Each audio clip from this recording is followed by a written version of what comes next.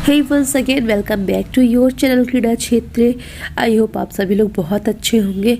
तो आज हम लोग जो डिस्कशन करेंगे जिस टॉपिक पे, उस टॉपिक का नाम क्या है ये जान लेते हैं। उस टॉपिक का नाम है guys development of physical education in रूस, यानी रूस में शारीरिक शिक्षा का विकास का स्तर क्या था उसके बारे में चर्चा करेंगे। तो इससे पहले हम लोगों ने America, Sweden, Denmark, Germany, Greece, इन सब के बारे में डिस्कशन कर लिया है।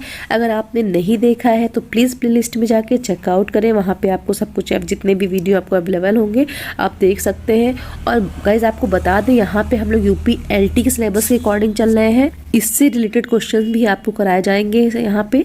जैसे ही हमारा हिस्ट्री का पोर्शन कंप्लीट होगा, इससे रिलेटेड जितनी भी हिस्ट्री हमारी स्वीडन है, डेनमार्क है, रसिया है, रोम है, जो भी जितने भी इंपॉर्टेंट क्विज होंगे इनसे सॉल्व कराए जाएंगे। तो आई होप आपको वीडियो बहुत अच्छी लग रही हो। और एक बात और कहना चाहेंगे, अगर आप मेरे चैनल में फर्स्ट टाइम विजिट कर रहे हैं तो प्लीज़ लाइक शेयर सब्सक्राइब करना ना भूलें और please press the bell icon ताकि आने वाली आपको हर एक नोटिफिकेशन टाइम पे अवेलेबल हो सके। तो चलिए स्टार्ट करते हैं। History of Russia. हम लोग जानते हैं कि रूस में हमारा जो सारी शिक्षा है, फिजिकल एजुकेशन है, उसका इतिहास क्या रहा है। तो गैस रूस की अगर बात करें तो प्राचीन समय में क्या कह सकते हैं हम कि जो प्राचीन समय में रूस था ये बहुत ही पिछड़ा हुआ देश हुआ करता था। परंतु आज के जो टाइम पे, औद्योगिक टाइम पे, ये क्या है, औद्योगिक तथा सैनिक रूप से क्या हुआ, विकसित हो चुका है। और आज ये क्या हो गया, समाजवादी राष्ट्र बन गया है। और आज इस राष्ट्र में क्या है, इस प्रकार की शिक्षा प्रणाली को अपनाया जा रहा है जिसकी सहायता से जो आम निवासियों में क्या है, उनकी जो समाजवाद की विचारधारा को भरा जा सके। इस प्रकार यह कहा जा सकता है कि जो सभी निवासी वहाँ के हैं, समाजवाद की जो विचारधारा है उसको विकसित करने के लिए अच्छे से आज शिक्षा का प्रयोग किया जा रहा है। और कह सकते उसका जो इतिहास है, इतिहास के अध्ययन में हम ज्ञात होता है कि जैसे 1917 ईस्वी में क्या था, 1917 ईस्वी की क्रांति के बाद ही क्या हुआ था, रूस विश्व की एक महान शक्ति बन के आया था। कब? 1917 की क्रांति के बाद रूस जो था विश्व की एक महान शक्ति बना था। क्यों? रूस में क्या था, जार वंश के सम्राटों के आधिपत्य में रहा था। रूस क्या था, जार वंश के सम्राट थे उनके आधिपत्य में रहा था। और जार कालीन रूस में क्या था, शिक्षा का ना तो कोई निश्चित प्रबंधन ही था और ना ही कोई नियोजित कार्यक्रम था। क्योंकि क्योंकि राज्य का जो है ना, शिक्षा से कोई संबंध ही नहीं था और ना ही इसे राज्य प्रबंध का कोई विषय माना जाता था। यही कारण है कि सारी शिक्षा को ना तो वहाँ का शिक्षा का अंग माना गया था और ना ही कोई संगठित कार्य भी चलता था। कभी कभी क्या होता था, केवल मनोरंजन और हल्के फुल्के शारीरिक व्यायाम की ओर ध्यान दिया जाता था। पर ये कौन लोग करते थे, जो बहुत ही धनी वर्ग के, उच्च वर्ग के लोग होते थे, वही उन्हें इसका अधिकार, विशेषाधिकार माना जाता था। वही ये सब एक्टिविटी कर सकते थे। जो साधारण लोग थी, साधारण जनता थी, उनके लिए क्या था, राज्य की ओर से कोई भी सुविधाएं प्राप्त नहीं थी। तो वह 1917 ईस्वी में क्या हुआ था, साम्यवादी क्रांति के पश्चात क्या हुआ, एक नए राजनीतिक और सामाजिक ढांचे का निर्माण हुआ था। कब? 1917 में जब क्या हुआ, साम्यवादी क्रांति के पश्चात क्या हुआ, एक राजनीतिक और सामाजिक ढांचे का निर्माण हुआ। तो उसमें क्या हुआ, जो शासन थी, वहाँ की सत्ता थी, तो वो मजदूरों के हाथ में, श्रमिकों के हाथ में, किसानों के हाथ में आ गई थी। और नए समाज के उत्थान के निर्माण के लिए आवश्यक था कि थोड़ा सा परिवर्तन हो और नई मान्यताओं, नई धारणाओं तथा नए विचारों को लोगों तक पहुंचाया जाने लगा था। इस कार्य को संपन्न करने के लिए जो वहाँ की एजुकेशन थी, शिक्षा थी, उसको महत्वपूर्ण साधन माना गया था। और एक सबल और वर्गहीन तथा सशक्त समाज में क्या हुआ, सशक्त समाज के निर्माण के लिए लोगों का स्वस्थ रहना बहुत ही आवश्यक माना गया था। तथा स्वास्थ्यता प्राप्ति के लिए क्या हुआ था, शारीरिक व्यायाम को प्रोत्साहन दिया गया था कि स्वस्थ रहने के लिए हमें शारीरिक व्यायाम करना जरूरी होता है, करना चाहिए।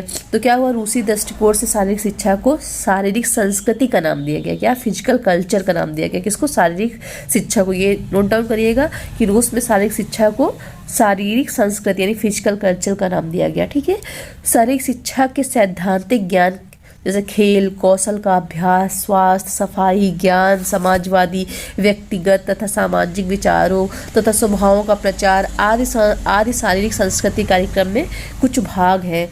ठीक है। शारीरिक व्यायाम क्या था, शारीरिक व्यायाम एक नागरिक का उत्तरदायित्व माना गया था। और शारीरिक संस्कृति का जो उपयोग था वो श्रमिक वर्ग की कार्य क्षमता बढ़ने तथा श्रम व्यवसाय से उत्पन्न होने वाले जो अवांछनीय प्रभाव को समाप्त करने के लिए किया जाता था।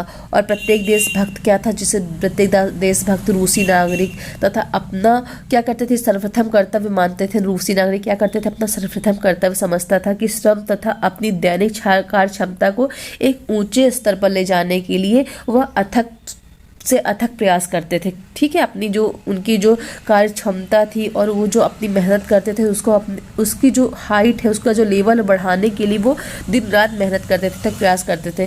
और प्रत्येक नागरिक को क्या था, शारीरिक, संवेगात्मक तथा राजनीतिक प्रशिक्षण इस प्रकार दिया जाता था ताकि क्या करे, वो राष्ट्र की सुरक्षा के लिए अपना सब कुछ न्यौछावर करने के लिए तैयार है, क्योंकि राष्ट्र की संपत्ति किसी की भी निजी संपत्ति नहीं है। इसलिए प्रत्येक व्यक्ति को केवल अपने उत्तरदायित्वों को समझने और निभाने के योग्य बनाया जाता था।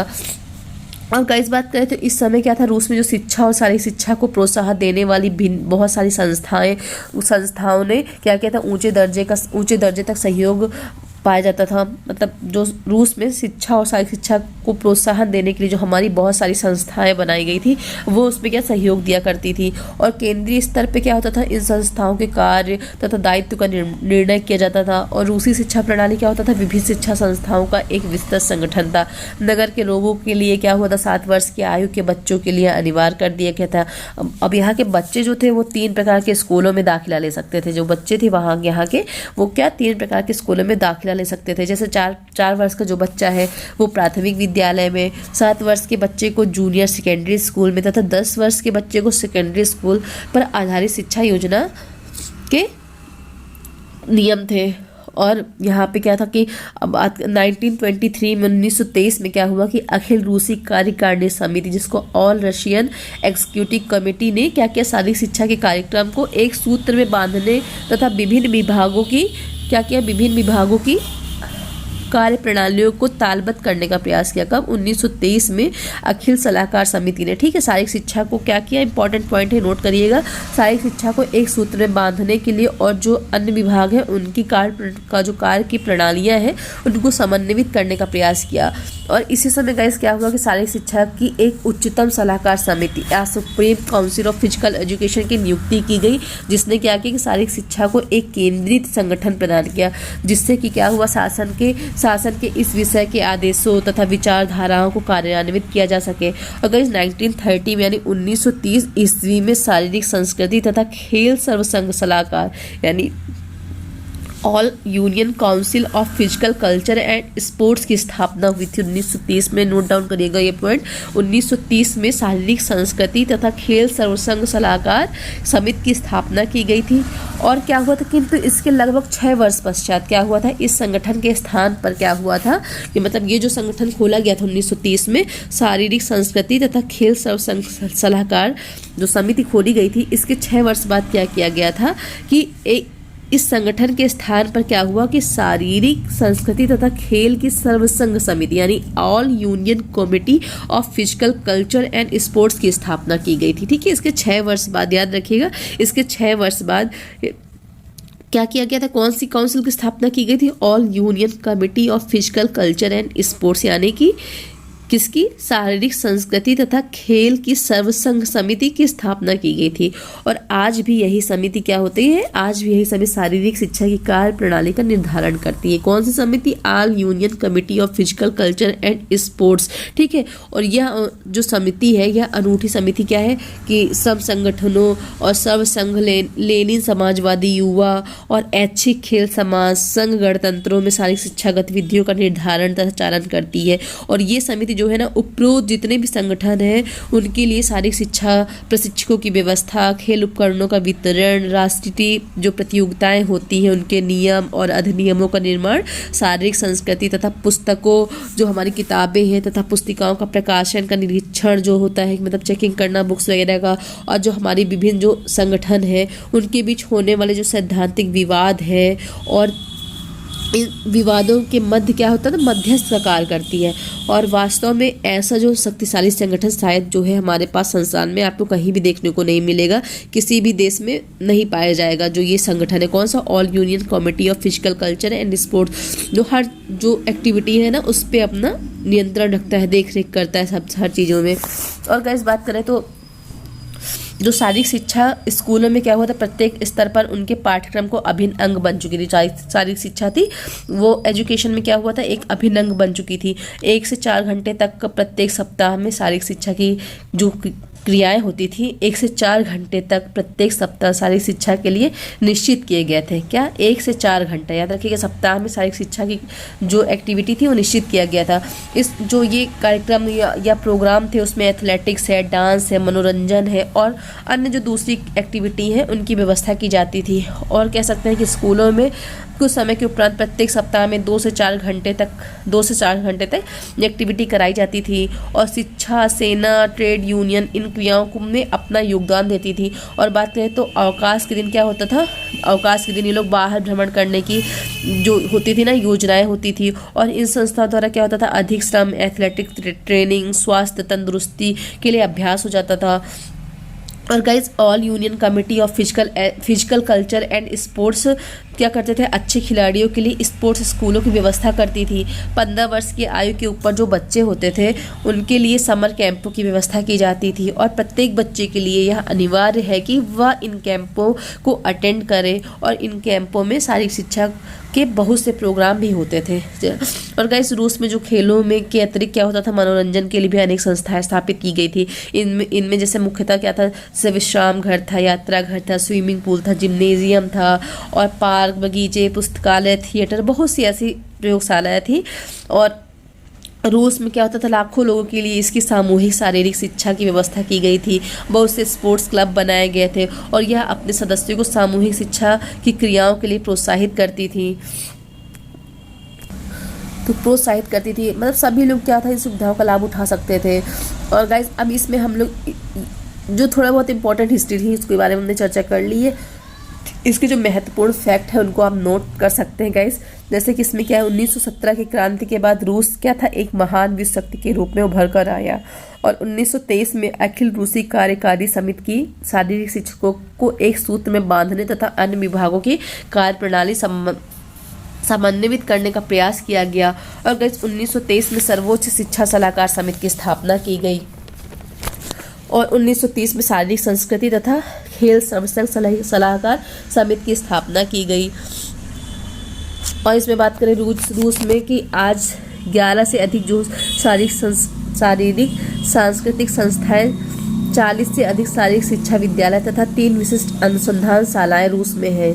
और बात करें कि जो हमारे रूसी खिलाड़ी हैं, विशेषकर महिलाएं, अन्य देशों के खिलाड़ियों की तुलना में शारीरिक व्यायाम करने पर अपनी कार्य क्षमता को बनाए रखने के लिए क्या है, अधिक श्रेष्ठ हैं।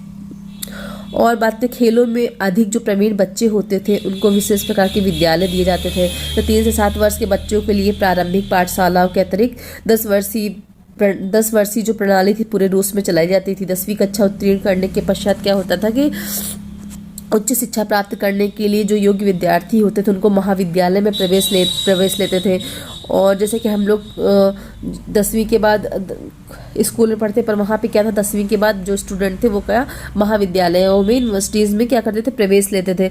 जबकि जो साधारण मानसिक योग्यता रखने वाले विद्यार्थी थे वो क्या करते थे, व्यावसायिक संस्थाओं में प्रवेश लेते थे। और बात है कि जब जो साधारण मानसिक योग्यता वाले विद्यार्थी हुआ करते थे तो वे व्यावसायिक संस्थाओं में तकनीकी शिक्षा ग्रहण करते थे। और सभी लोगों के लिए क्या था, भोजन तथा जो कार्य की व्यवस्था होती थी ना वो रूसी शासन ही करता था।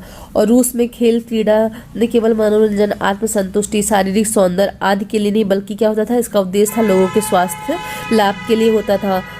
स्वास्थ्य लाभ के लिए सम्मिलित करना, शारीरिक स्वच्छता के लिए प्रोत्साहित करना तथा समाजवादी आदर्शों को कूट कर भरना इसका उद्देश्य था। वहाँ पे कहाँ पे, रूस में जो खेल क्रीड़ा हम लोग खेलते थे तो वहाँ मनोरंजन जो ये सब एक्टिविटी होती थी इसका उद्देश्य क्या था, शारीरिक सौंदर्य आदि के लिए ही नहीं था बल्कि इसका उद्देश्य क्या था, लोगों के स्वास्थ्य का ध्यान देना था।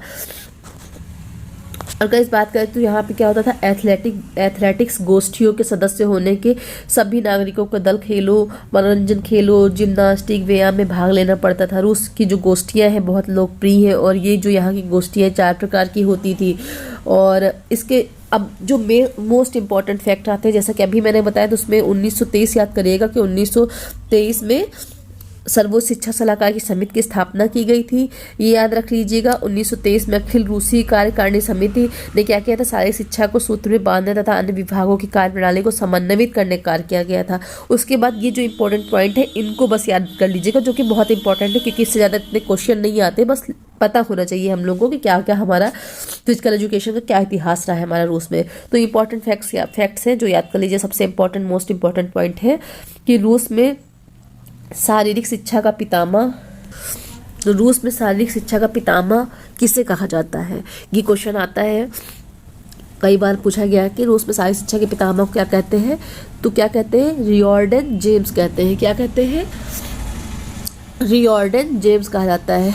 और एक और क्वेश्चन आता है इसमें, पॉइंट 2 है, पिरामिड थ्योरी किसने दी है। जी हाँ, पिरामिड थ्योरी किसने दी है, तो याद रखिए पिरामिड थ्योरी हमारी रशियन ने दी है। इससे भी क्वेश्चन आता है, इंपॉर्टेंट क्वेश्चन है ये, पिरामिड थ्योरी हमारी रशियन ने दी है। और पॉइंट 3 आता है कि 1993 में 1993 का रूस संविधान प्रत्येक नागरिकों को क्या करता है, शारीरिक पुष्टि व शिक्षा का अधिकार देता है। जो हमारे रूस का संविधान 1993 का 1993 का, वो जो है प्रत्येक नागरिक को शारीरिक पुष्टि और शिक्षा का अधिकार देता है। और हमारा बात करते हैं पॉइंट 4 की, क्वेश्चन आता है लेनिन स्टेडियम कहाँ है। क्या, लेनिन स्टेडियम कहाँ है, तो याद रखिएगा मॉस्को में है। और मॉस्को क्या है, मॉस्को जो है रूस का एक बहुत बड़ा शहर है, जहाँ पर क्या है 40 से ज़्यादा क्लब है, ठीक है। और बात करते हैं हमारा अगला पॉइंट जो है, रूस का राष्ट्रीय खेल क्या है। आप सभी को पता होगा रूस का राष्ट्रीय खेल क्या है, शतरंज है, चेस। जी हाँ, रूस का राष्ट्रीय खेल चेस है। याद रखिएगा राष्ट्रीय खेल क्या है, रूस का ही नहीं जितने भी देश हैं उन सबके राष्ट्रीय गेमों के बारे में याद करिएगा, क्या कौन कौन सा गेम है किस देश का, क्योंकि ये इंपॉर्टेंट है। और ये जैसा कि पॉइंट 5 मैंने बताया ही था कि 1923 में सर्वोच्च शिक्षा सलाहकार समिति की स्थापना की गई थी, जिसने शारीरिक शिक्षा को केंद्रीकृत प्रबंध तंत्र प्रदान किया था। और 1923 में अखिल रूसी कार्यकारिणी समिति ने शारीरिक शिक्षकों को एक सूत्र में बांधने का प्रयास किया था। और एक पॉइंट 7 पॉइंट है, शारीरिक शिक्षा को शारीरिक संस्कृति यानी फिजिकल कल्चर का नाम दिया गया था, ठीक है। फिजिकल कल्चर का नाम पूछ सकते हैं, रूस में शारीरिक शिक्षा को क्या नाम दिया गया था, याद रखिएगा फिजिकल कल्चर का नाम दिया गया था, शारीरिक संस्कृति का नाम दिया गया था।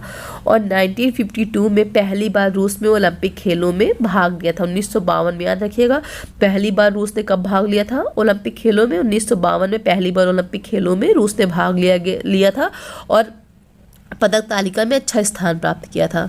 और 1980 में ओलंपिक खेलों का आयोजन कहाँ, मॉस्को में किया गया था। और यहाँ में खेल का अच्छा प्रदर्शन किया था रूस ने। और आज के आधुनिक युग में बात करें तो खेलों की सूची में जो रूस का स्थान है वो सर्वोपरि है। केवल बात करें तो केवल मॉस्को में 28 से अधिक स्टेडियम है, ठीक है गाइस। और रसिया में जो स्कूल लेवल पर क्या होता था, शारीरिक शिक्षा को नहीं अपनाया जाता था, यूनिवर्सिटी स्तर पर अपनाया जाता था।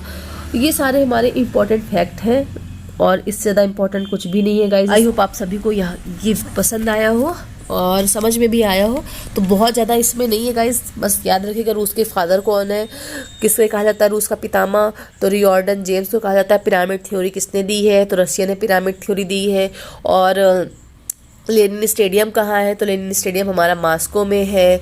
कुछ मॉस्को का है तो ये भी याद रखिएगा, मॉस्को हमारा रूस का एक बहुत बड़ा सा शहर है। और रूस का राष्ट्रीय खेल क्या है, तो ये चेस है राष्ट्रीय खेल। तो ये हमारा इम्पॉर्टेंट फैक्ट है, इंपॉर्टेंट पॉइंट्स हैं जिनको आप सभी लोग नोट डाउन कर लीजिएगा। आई होप आप सभी को पसंद आए हो। अब हम अगले नेक्स्ट पार्ट में इंडिया, हिस्ट्री ऑफ इंडिया करेंगे, जो कि इम्पॉर्टेंट, बहुत ही इंपॉर्टेंट है। भारत का इतिहास एग्जाम के पर्पज से बहुत ही इंपॉर्टेंट है, जिसके अंदर हमारा राजपूत काल, वैदिक काल, मुस्लिम काल, गुप्त काल, ये सारी चीज़ें आती हैं और इससे रिलेटेड क्वेश्चन हमेशा एग्जाम में आते हैं। तो अगले पार्ट में हम लोग इंडिया की हिस्ट्री पढ़ते हैं। तब तक के लिए आप सभी को नमस्कार, आपका दिन शुभ हो।